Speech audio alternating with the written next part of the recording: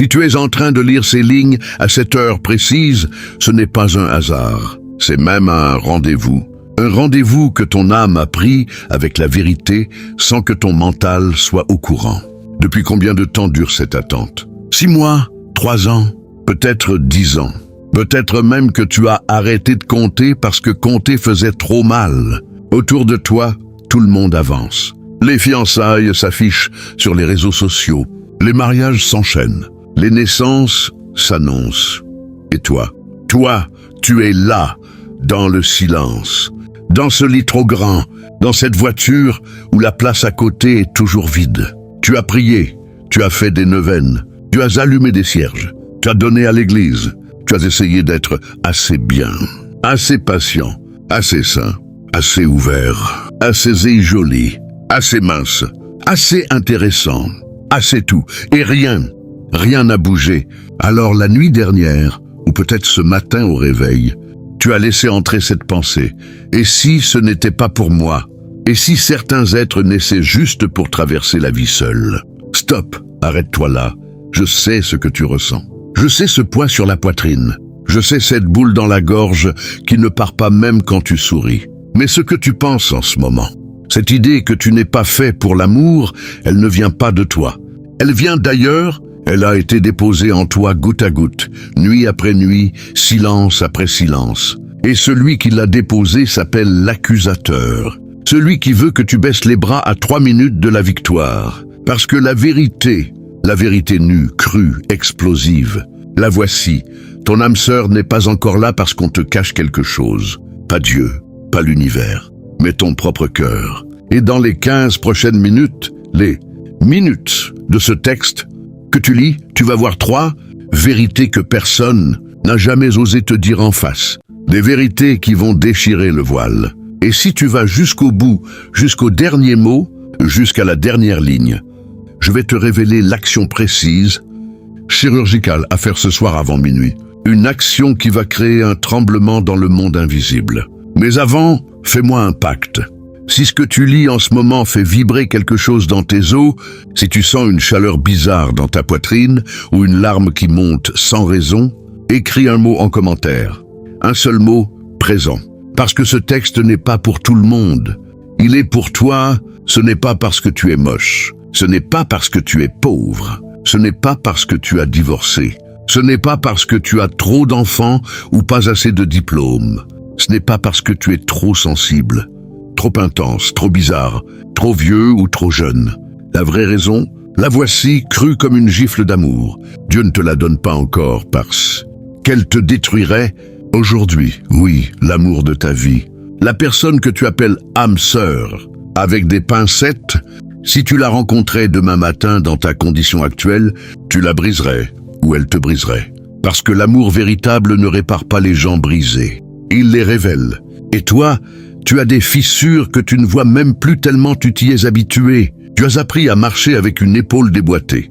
Tu as appris à sourire avec un cœur en miettes. Tu as appris à donner sans recevoir, à attendre sans espérer, à aimer sans être aimé en retour. Dieu voit ça et il dit non. Pas par cruauté, par miséricorde. Pendant que tu pleures ton absence dans le royaume spirituel, 3 choses se passent en ce moment. Même à la seconde où tes yeux parcourent ces lettres. La première, des âmes toxiques s'éloignent de toi comme des ombres fuyant la lumière. Tu ne les vois pas. Tu ne sauras jamais leur nom. Tu ne sauras jamais à quel point elles auraient vidé tes comptes, volé tes rêves, couché avec ta meilleure amie, brisé tes enfants. Dieu les a vus. Il a vu le sourire menteur. Il a vu la promesse vide. Il a vu la main qui allait frapper. La langue qui allait mentir, le dos qui allait se retourner. Et il a fait ce qu'aucun père aimant ne peut s'empêcher de faire. Il a protégé son enfant. Chaque râteau que tu as pris, chaque personne qui est partie sans explication, chaque ghosting qui t'a laissé sans air, c'était lui. Lui qui fermait une porte avec fracas parce que derrière cette porte, il n'y avait pas l'amour. Il y avait une prison. La deuxième chose qui se passe dans l'invisible pendant que tu lis ce texte, c'est que ton âme sœur, quelque part sur cette terre, est en train d'être préparée elle aussi. Pas comme on prépare un plat, comme on prépare un guerrier, comme on trempe une épée dans le feu, qu'on la plonge dans l'eau glacée, qu'on la frappe sur l'enclume jusqu'à ce qu'elle devienne ce qu'elle doit être. Toi, tu crois que l'attente est vide, mais l'attente est une forge. Et celui qui t'aime vraiment, celui dont tu ne connais pas encore le visage, traverse en ce moment même ses propres épreuves, ses propres nuits blanches, ses propres larmes versées dans l'oreiller pour des raisons que toi seul un jour comprendras. Dieu synchronise deux calendriers, pas celui de ton impatience, pas celui de tes copines qui te disent « T'inquiète, ça viendra », le sien.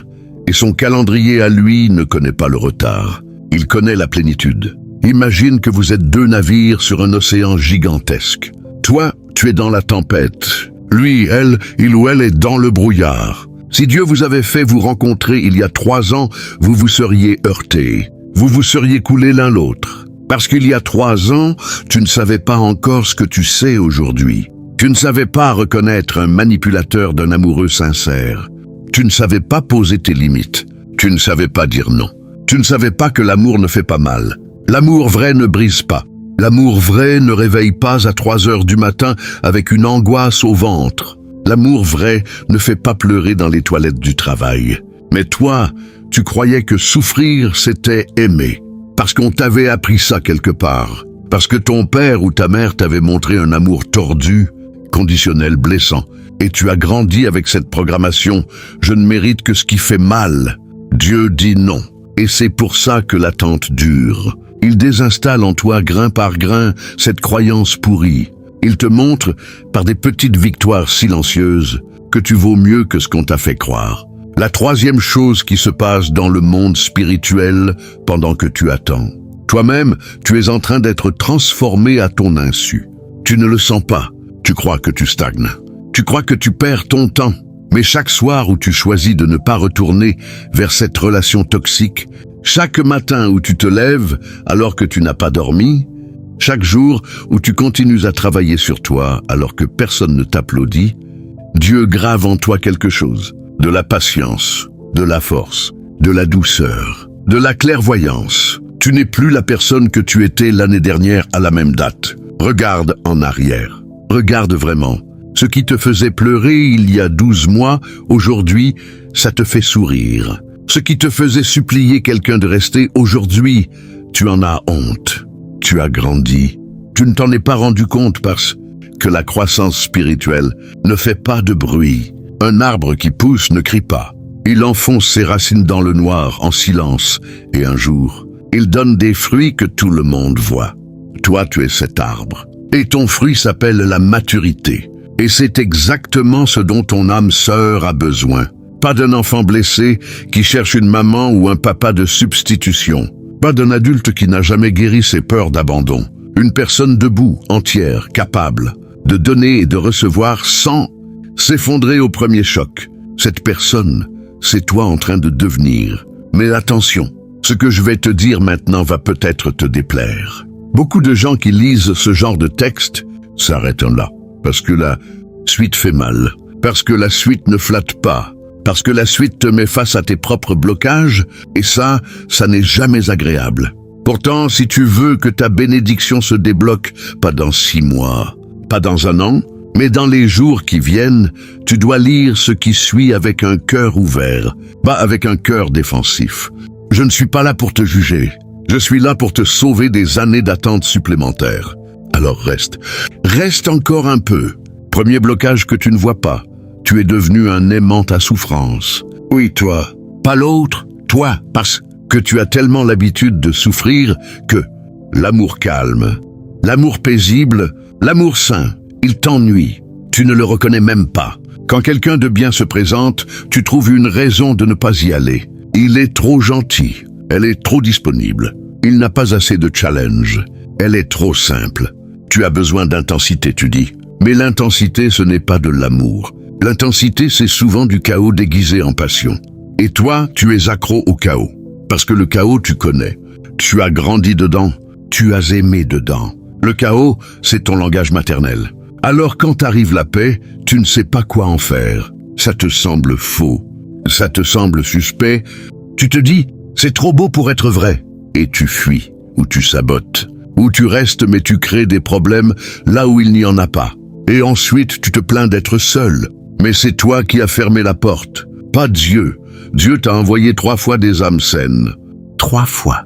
Et 3 fois tu as dit non avec ton comportement, même si ta bouche disait oui. Ce blocage s'appelle la familiarité avec la douleur. Et tant que tu ne l'auras pas brisé, tu continueras à choisir les mêmes personnes sous des visages différents. Le même amoureux distant, la même femme instable, le même partenaire qui te fait courir après son attention, la même histoire, juste avec un prénom changé. Et tu te demanderas pourquoi ça ne marche jamais, pourquoi l'amour te fuit. Mais l'amour ne te fuit pas. C'est toi qui ne le vois pas parce que tes yeux sont habitués à l'obscurité. Deuxième blocage, tu as une liste. Ou pas une liste écrite sur un papier. Une liste dans ta tête. Et cette liste est impossible. Il doit mesurer ça. Elle doit gagner ça. Il doit avoir ça comme voiture. Elle doit faire ça comme métier. Il doit être déjà guéri. Elle ne doit avoir aucun passé. Tu attends une licorne. Et pendant que tu attends ta licorne, des êtres humains réels, imparfaits, magnifiques, passent à côté de toi sans que tu les regardes, parce qu'ils n'ont pas la bonne taille, parce qu'ils ne gagnent pas assez, parce qu'ils ont eu un divorce, parce qu'ils ont un enfant, parce qu'ils ne postent pas assez de stories sur Instagram, ou au contraire parce qu'ils en postent trop. Ta liste, c'est un mur que tu as construit pour te protéger. Mais ce mur te protège aussi de l'amour. Dieu ne travaille pas avec des listes humaines. Dieu travaille avec des cœurs. Et le cœur de ton âme sœur ne correspond probablement à aucun des critères que tu as alignés. Parce que les critères, souvent, c'est de l'orgueil. C'est une façon de dire « je mérite mieux ». Mais mérites-tu mieux? Es-tu toi-même à la hauteur de cette liste que tu imposes aux autres? Regarde-toi sincèrement. As-tu tout ce que tu exiges? La réponse est non. Personne ne l'a. Alors arrête de demander aux autres d'être parfait, alors que toi-même, tu es un chantier. L'humilité, c'est accepter que l'amour ne vient pas quand on exige. Il vient quand on accueille. Troisième blocage, tu n'as pas fait le deuil de ton passé. Celui-là, il est profond. Il est visqueux. Il colle à ta peau comme une seconde peau que tu ne sens même plus. Tu dis que tu as pardonné. Tu le penses sincèrement. Mais ton corps, lui, n'a pas oublié. Ton système nerveux n'a pas oublié. Chaque fois que quelqu'un s'approche un peu trop, quelque chose en toi se contracte. Une peur, une méfiance, une attente du couteau qui va tomber. Parce que dans le passé, à chaque fois que tu t'es ouvert, on t'a planté. Alors aujourd'hui, sans même t'en rendre compte, tu arrives en amour comme on arrive sur un champ de bataille. Casque, bouclier, lance, prêt à te défendre. Prêt à partir au premier signe de danger. Mais l'amour ne se vit pas en tenue de combat. L'amour se vit nu, vulnérable, les bras ouverts. Et ça, tu ne sais plus le faire. Tu as désappris, à force de protéger ton cœur, tu l'as enfermé dans un coffre. Et le coffre t'a jeté la clé. Sauf que ton âme sœur, elle, ne peut pas entrer dans un coffre. Elle ne peut pas aimer un mur. Elle ne peut pas toucher quelqu'un qui flotte à 10 mètres au-dessus de sa propre vie. Ce que tu crois être de la sagesse est en réalité de la peur. Une peur légitime, une peur construite brique par toutes les trahisons. Mais la peur ne construit pas l'amour. Elle construit des forteresses vides. Et toi, tu es seul dans ta forteresse. Tu as tout prévu, tu as tout contrôlé, tu as tout anticipé. Et pourtant, tu es seul. Parce que l'amour ne se contrôle pas. L'amour se risque. Et tant que tu ne seras pas prêt à risquer d'être blessé à nouveau, tu ne seras pas prêt à être aimé vraiment. Ce n'est pas Dieu qui bloque, c'est toi. Toi avec tes mécanismes de survie qui ont survécu bien au-delà de leur utilité. Ce qui t'a sauvé hier t'emprisonne aujourd'hui. Il est temps de laisser tomber les armes. Il est temps de rouvrir le coffre. Il est temps de laisser entrer l'air frais. La peur de souffrir est en train de te faire souffrir plus que la souffrance elle-même. Réfléchis à ça. Quatrième blocage, tu ne t'aimes pas assez. Je sais, tu as déjà entendu ça 100 fois. Il faut s'aimer, soi-même avant d'aimer les autres. Mais tu ne l'as jamais vraiment compris, parce que si tu t'aimais vraiment, tu ne supporterais pas d'être avec quelqu'un qui te manque de respect. Tu partirais au premier red flag. Tu ne supplierais pas, tu ne m'en dirais pas. Tu ne passerais pas des heures à analyser ses messages pour deviner s'il t'aime encore ou pas. Quelqu'un qui s'aime vraiment ne se pose pas la question. Il sait, il se connaît, il connaît sa valeur, et il n'attend pas qu'un autre la confirme. Toi, tu attends qu'on te dise que tu es belle, que tu es beau, que tu es désirable. Tu as besoin qu'on te remplisse parce qu'à l'intérieur, il y a un vide que tes parents ont laissé, un vide que les autres ont creusé, un vide que tu as essayé de combler avec des relations, avec du sexe, avec du travail, avec de la bouffe, avec du sport, avec tout sauf avec toi-même. Et ce vide, ton âme sœur ne peut pas le combler. Personne ne le peut, parce que c'est un trou qui a la forme de Dieu, pas la forme d'un conjoint. Tant que tu chercheras dans un être humain ce que seul l'infini peut donner, tu seras déçu, et tu en voudras à l'autre de ne pas être ton sauveur. Mais il n'est pas là pour ça. Elle n'est pas là pour ça. Ton âme sœur n'est pas ton messie, c'est ton miroir. Un miroir qui te renverra exactement ce que tu es. Si tu es vide, il te renverra du vide. Si tu es plein, il te renverra de la plénitude. Alors la vraie question n'est pas « quand vais-je rencontrer l'amour ?» La vraie question est « quand vais-je devenir l'amour ?» Parce qu'on n'attire pas ce qu'on veut, on attire ce qu'on est. Maintenant, je vais m'arrêter une seconde. Je vais te laisser respirer, parce que ce que tu viens de lire est lourd. Ça remue des choses. Peut-être que tu es en colère contre moi. Peut-être que tu as envie de fermer cette page. Peut-être que tu te sens jugé. Mais ce n'est pas un jugement. C'est un diagnostic. Et un diagnostic, on ne le fuit pas si on veut guérir. On le regarde en face. On dit « oui, c'est moi ». Oui, j'ai fait ça. Oui, j'ai ces blocages. Et on commence à les défaire. Un par un, patiemment, avec la grâce de Dieu. Parce que tu n'es pas seul dans cette guérison. Il t'accompagne. Il a même déjà prévu les rendez-vous, les thérapies, les rencontres, les livres, les vidéos, les amis qui allaient te révéler telle ou telle chose sur toi-même. Rien n'est laissé au hasard. Pas même cette lecture. Pas même cette partie précise. Pas même cette phrase. Ce soir, tout peut basculer. Ce soir, si tu fais ce que je vais te dire, quelque chose va se débloquer. Pas dans 6 mois. Pas après une nouvelle thérapie. Pas après une nouvelle retraite spirituelle. Ce soir, je ne te promets pas que tu rencontreras ton âme sœur demain matin. Ce serait un mensonge. Je ne sais pas le jour ni l'heure. Personne ne le sait. Mais je te promets que tu vas sortir d'un état. Tu vas passer de l'attente anxieuse à l'attente paisible, du manque à la plénitude, de la mendicité à la royauté. Et ce changement d'état, ce changement de fréquence, ce changement d'énergie, il va attirer à toi ce qui t'attend depuis toujours. Parce que tu ne peux pas rester au même endroit et arriver à un endroit différent. Il faut bouger, il faut changer, il faut oser. Voici les 3 actions que tu vas faire. Pas demain, pas quand tu auras le temps, pas quand tu seras moins fatigué. Ce soir, avant de fermer les yeux.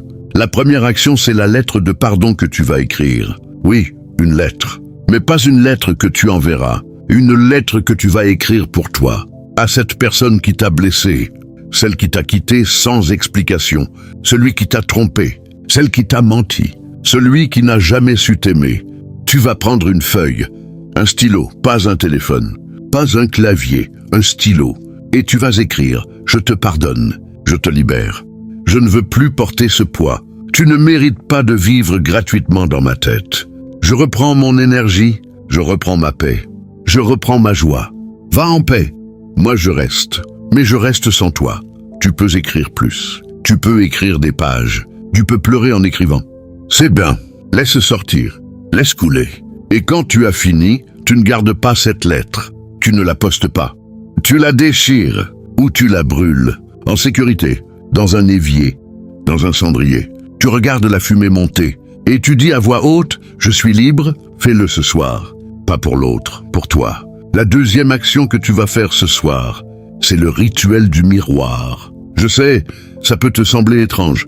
Tu as peut-être déjà entendu parler de ça dans des vidéos de développement personnel. Mais ce n'est pas ça. Ce n'est pas une technique de coaching. C'est un acte spirituel, un face-à-face avec toi-même. Après avoir écrit et brûlé ta lettre de pardon, tu vas te lever. Tu vas te rendre dans la salle de bain ou dans ta chambre, devant un miroir. Tu vas allumer une seule lumière, pas la grande lumière du plafond. Une petite lumière, une bougie si tu en as une. Et tu vas te regarder, vraiment, pas en coin, pas en te trouvant des défauts, pas en te jugeant. Tu vas te regarder comme tu regarderais un ami qui a souffert, avec compassion, avec douceur, avec tendresse. Et tu vas dire ces mots à voix haute. Ta voix peut trembler. C'est normal, dis-les quand même. Je t'aime. Toi que j'ai abandonné, je t'aime. Toi que j'ai critiqué, je t'aime. Toi que j'ai trouvé indigne d'amour, je t'aime. Tu es beau, tu es belle, tu es précieux, tu es précieuse. Tu mérites d'être aimé. Et je commence par toi, par nous, par moi. Si tu pleures en disant ça, laisse-toi pleurer. Ces larmes ne sont pas des larmes de tristesse. Ce sont des larmes de retrouvailles. Tu viens de rencontrer la personne la plus importante de ta vie, toi-même. Et cette rencontre, elle est plus importante que celle de ton âme sœur. Parce que sans elle, l'autre rencontre ne sera jamais pleinement vécue. Tu peux passer ce rituel du miroir tous les soirs si tu veux. Mais fais-le au moins une fois ce soir. Une fois pour briser le mur. Une fois pour dire stop à l'auto-abandon. Une fois pour redevenir ton propre allié. Dieu t'a donné ce corps, cette âme, cette vie. Il ne t'a pas demandé de les mépriser. Il t'a demandé d'en prendre soin. Alors prends-en soin, maintenant, ce soir, devant ce miroir. La troisième action, c'est la prière de l'attente active. La plupart des gens prient comme des mendiants. Ou Jason, donne-moi, donne-moi, donne-moi. Ils prient avec une main tendue et l'autre main qui compte les jours, les heures, les minutes. Cette prière-là, Dieu l'entend, mais elle ne change rien en toi, parce qu'elle vient du manque. La prière qui change tout, c'est la prière de l'attente active. Celle où tu dis « Seigneur, je ne sais pas quand, je ne sais pas comment, je ne sais pas qui, mais je sais que tu sais. Et ça me suffit. Pendant que j'attends, je ne vais pas me morfondre. Je vais vivre, je vais aimer, je vais rire, je vais construire, je vais créer, je vais aider, je vais servir, je vais grandir. Je ne vais pas mettre ma vie en pause, je vais l'accélérer. Et quand tu jugeras le moment venu, tu me la poseras sur le chemin. Cette personne, je ne cours pas après. Je deviens la version de moi qui l'attire naturellement. Amen. Cette prière, tu la récites ce soir, et demain matin, et tous les matins de la semaine. Pas machinalement, avec le cœur, avec la foi, avec la certitude que quelque chose a basculé, parce que quelque chose a vraiment basculé. Tu n'es plus le même. Tu ne peux plus être le même après avoir lu tout ce texte, après avoir écrit cette lettre, après t'être regardé dans ce miroir, après avoir prié différemment. Une graine a été plantée, et cette graine va germer. Peut-être vite, peut-être lentement, mais elle va germer, parce que la terre a été préparée. Toi, tu es la terre, et enfin, tu as accepté de te laisser retourner, ameublir, fertiliser. Ça n'a pas été agréable. La préparation ne l'est jamais, mais elle est nécessaire. Dans les 72 heures qui viennent, un signe va t'être donné. Un signe que ce texte était pour toi, pas pour ton voisin, pas pour ton ami, pour toi. Ce signe peut prendre beaucoup de formes. Il se peut que tu croises une personne avec un prénom que tu n'avais pas entendu depuis des années. Il se peut que tu rêves d'un lieu où tu n'es jamais allé, mais qui te semble étrangement familier. Il se peut que tu reçoives un message d'une personne à qui tu pensais sans raison quelques minutes avant. Il se peut que tu ouvres un livre au hasard et que la première phrase que tes yeux voient te parle directement de l'amour ou de l'attente. Il se peut que tu vois un chiffre qui se répète, 11, 11, 22, 22, 333, au moment où tu penses à ce texte. Il se peut surtout que tu ressentes une paix soudaine, inexplicable, qui descend sur toi comme une couverture. Une paix qui te dit « tout va bien » même si tu ne vois rien. Cette paix, c'est le plus grand des signes, parce qu'elle ne vient pas de toi, elle vient d'ailleurs. Et elle signifie que le combat est fini, que l'attente a changé de nature, que tu ne subis plus, que tu coopères. Quand tu verras ce signe, pas si tu le vois, quand tu le verras, tu feras une chose, une seule. Tu diras merci. Pas merci pour ce signe. Maintenant, dépêche-toi d'envoyer la personne. Non, juste merci. Merci pour tout. Merci pour l'attente. Merci pour les larmes. Merci pour les nuits seules. Merci pour les personnes parties. Merci pour les portes fermées. Merci pour les râteaux. Merci pour les illusions perdues. Merci pour les croyances brisées. Merci pour cette version de toi qui meurt pour qu'une autre naisse. Merci, merci, merci. Et tu verras, la gratitude est la clé qui ouvre les vannes. Ce que la demande n'a pas fait, la gratitude le fera. Parce que la gratitude est l'expression de la foi. Et la foi déplace les montagnes. Pas les montagnes de pierre. Les montagnes dans ton cœur, alors voilà, tu as tout. Abonnez-vous pour des nouvelles révélations.